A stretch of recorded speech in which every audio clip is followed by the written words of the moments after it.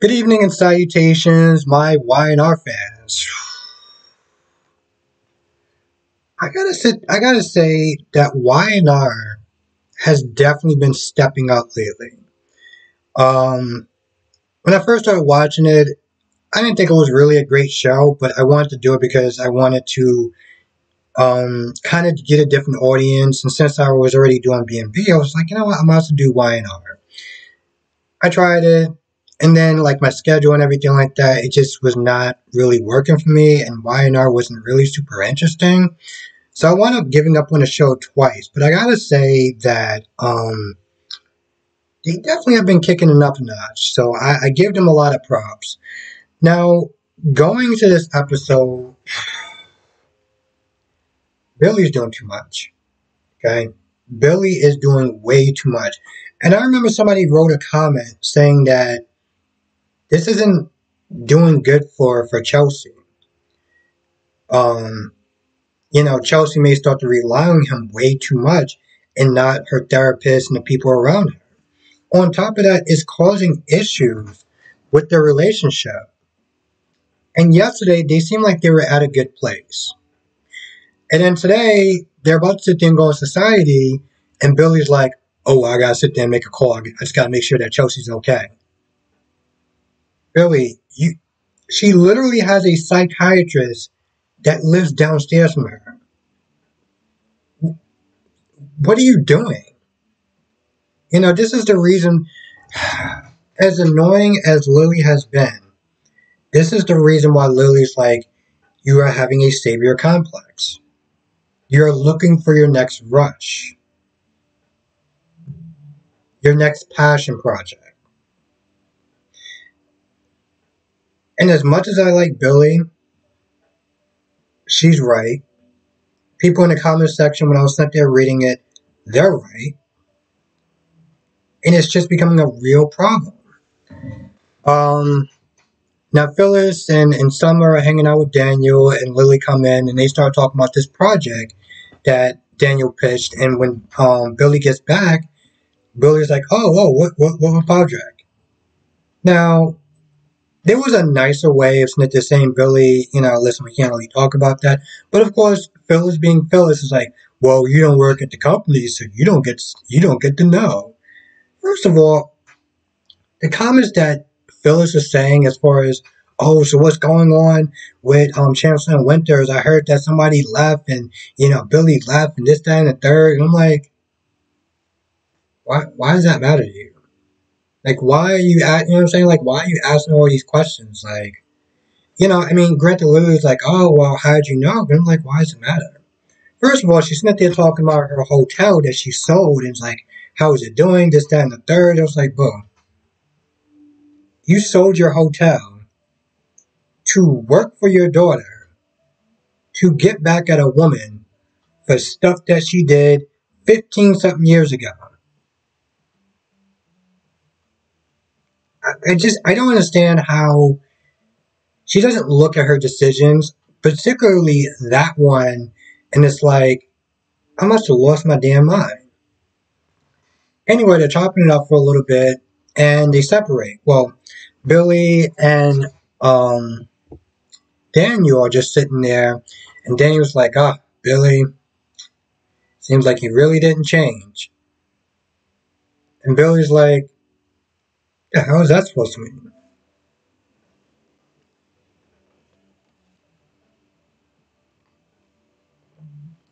He's like, what is that supposed to mean? And of course, Daniel Smith is talking about, well, you never really stay in one place for too long. Like, you're leaving, Chancellor and Winters at a really bad time. And, you just seem like you're not really, even, that's what you said. He was like, I'm surprised he even went out with somebody like Lily. Lily seems so stable and stuff like that. And, you're used to like a rush and stuff like that. So a lot of the comments that he was saying really irked Billy.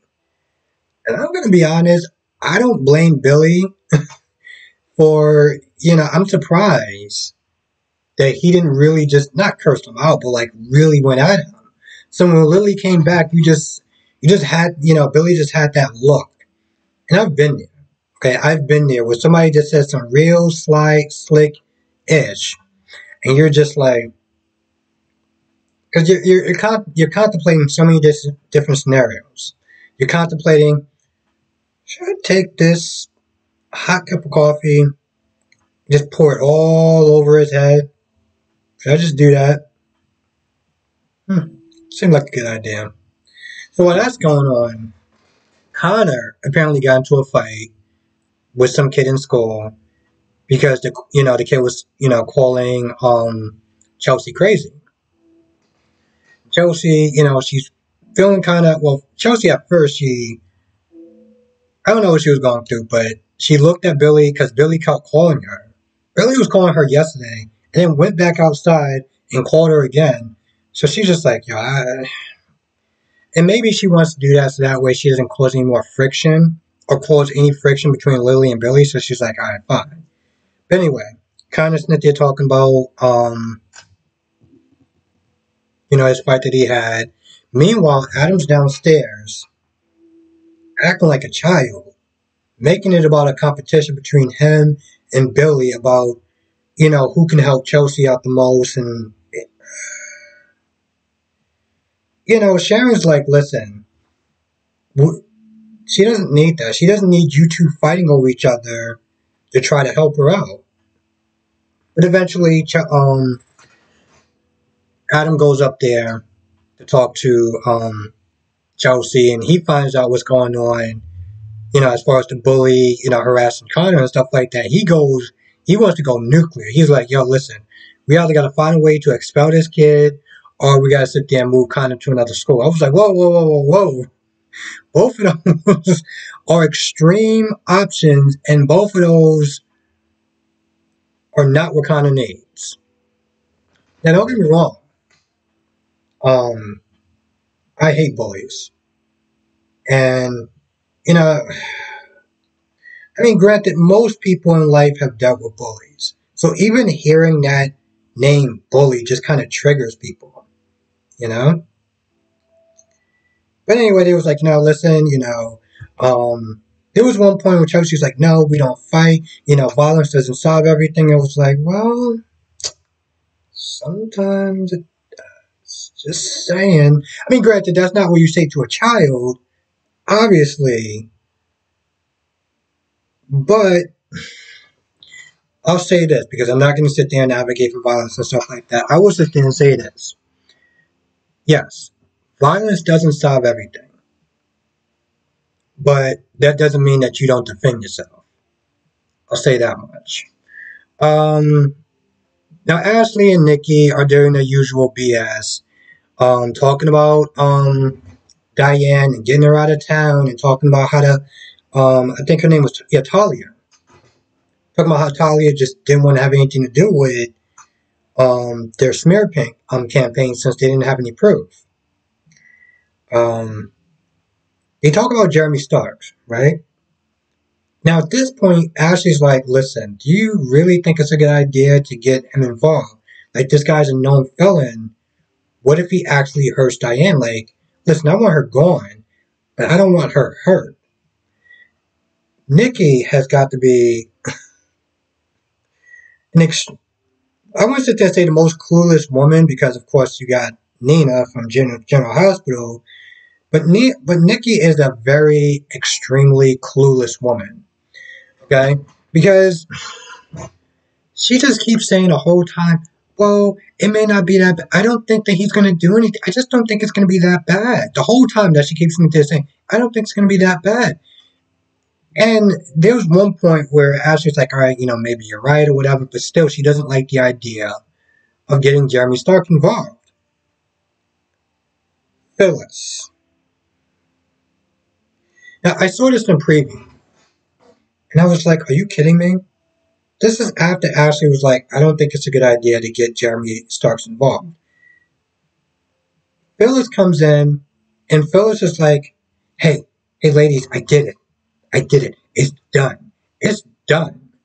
I'm like, what are you talking about? What's done? She's like, yeah, I made an anonymous call to Jeremy Starks, and I told him everything. I was like, she was like, yeah, Diane was the one that turned you in. Diane's the reason why you were in prison for so long. And she's smiling. I'm like, Phyllis, you just told a recently, um, how do I sit there and say this? A recently ex-con that just did 15 years in jail, that somebody else was responsible for putting you there. And you don't think anything, because even Ashley was like, well, what if he comes after our family? I'm like, I'm glad that you thought of that. Of course, Nikki's like, well, I don't think there'd be a problem. I don't think it's going to be that bad. And Phyllis comes in there, and Phyllis is like, she's proud. I'm like, you can't be this dumb. You can't be this stupid. You just told a recently paroled felon that somebody else is responsible for putting you in jail. And you don't think that they're not going to want blood? Now, Diane, Jack, and Kyle. At some point, Diane tells Kyle, hey, Phyllis and the two nitwits are going to sit there and tell Jeremy Starks that, I was the one that turned them in. One second. That I was the one that turned him in, and he's extremely dangerous. Like, because at first Kyle's like, wasn't he just arrested for like money laundering or whatever? But Diane's like, no, those are just the charges that they were able to pin on him. And he's like, she's like, the best way to sit there and hurt me is to have to go after my family. So at this point, Diane is literally telling Kyle that Phyllis and her two cronies are going to put a target not just on her, but on the family. So at some point, Kyle runs into Summer, and Kyle's like, "Yo, listen, you gotta sit there and practically tell your mother to back off because this Jeremy Starks guy is really dangerous." And Summer's like, "Well, you should have told me that the moment, that you found out or whatever." I was like, Summer, I think you're getting upset. I think your order of getting upset is out of order. That doesn't make any sense. I think you're getting upset with the wrong thing. Okay, yeah, you can be upset with him that he didn't tell you right away. What you should be more upset about is the fact that your mother is painting a target on your whole family. Like, you need to, I was about to sit there and say, you need to rein your mother in, but too late. Because Phyllis, the genius that she is, the brainchild, decided to tell a parole felon that the reason why he was in jail for 15 years was because of Diane.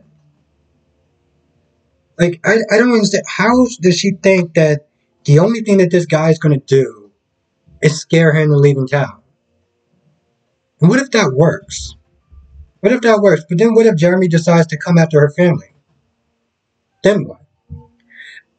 One other thing that I will sit there and say before I go is that Kyle is like, listen, if this guy come near you, I'll protect you, this, that, and the third. And Diane's like, oh, I'm so grateful. I'm like, no. The parents supposed to be sitting there protecting the children, not the other way around. I'm not sitting there saying that, she's had military training or anything like that, but like, you're basically sitting there thanking him for keeping you out of harm's way. It should be the other way around. This is something that has been bothering me for a while. Every time Kyle decides to put on his big boy pants and is like, oh, Mom, don't worry, I'm going to sit there and protect you. And she's all like, oh, thank you, son. It's like, no. You're not some frail, old, 90-year-old woman. I mean, granted, you're not like a spring chicken or anything like that, but you're not some frail, old woman. Like, You shouldn't be so grateful to have your son get in harm's way for you.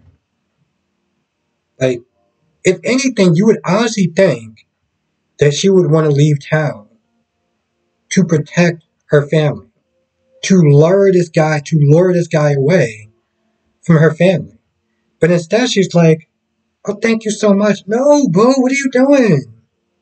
That's out of order. That's no. Anyway, I think that's pretty much about it. I'm sorry this came out so late. I just did a live stream. If you were on watching a live stream and stuff like that, and it was a lot of fun. If I look like I'm tired, it's because I am. But I really enjoyed this episode, and I really enjoy what I'm doing, what I do as far as doing these reviews. So I definitely want to sit there and put it out. I want to put out this review. And I want to put out sooner, but everything just. Anyway, with that being said, I'm gonna go. I want to thank you for watching. Be safe. Let me know what your thoughts are in the comment section below, and I'll see you in the next video.